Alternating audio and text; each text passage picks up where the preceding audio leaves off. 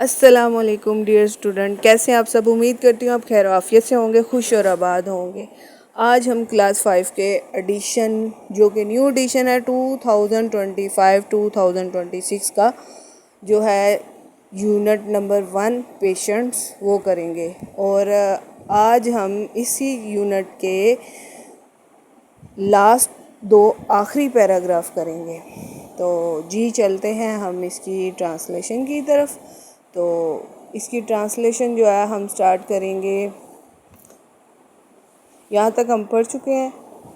اب رسول اللہ سے ٹرانسلیشن سٹارٹ کریں گے اور اینڈ تک جہاں پہ یہ پیراگراف ختم ہوتا ہے وہاں تک ہم اس پیراگراف کو پڑھیں گے اور سیکھیں گے آج کے سبق سے ہم نے کیا سیکھا۔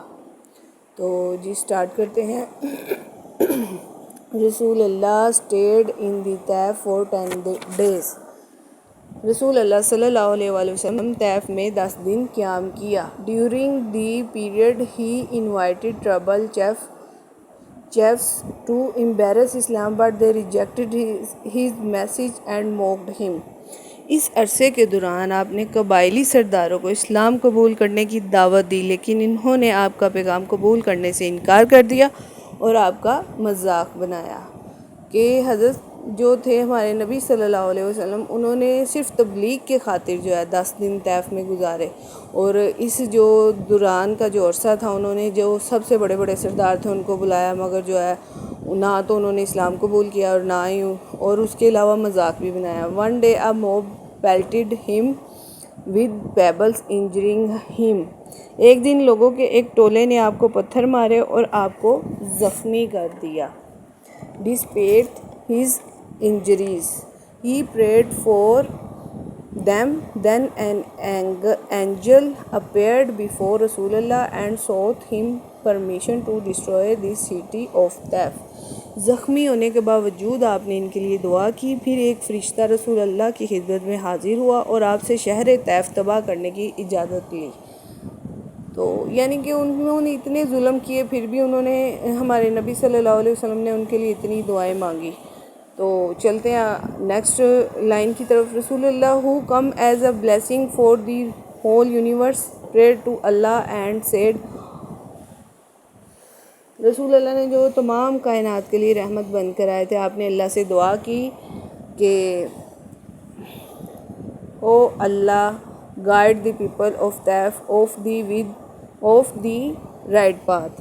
اے اللہ انہیں طائف کے لوگوں کو ہدایت دے۔ تو اس کے بعد that their children will definitely accept the divine faith۔ اگرچہ انہوں نے اسلام نہیں قبول کیا مگر پھر بھی انہیں امید تھی کہ ان کی اولاد میں سے کچھ ہوں گے جو اللہ پہ یقین رکھیں گے۔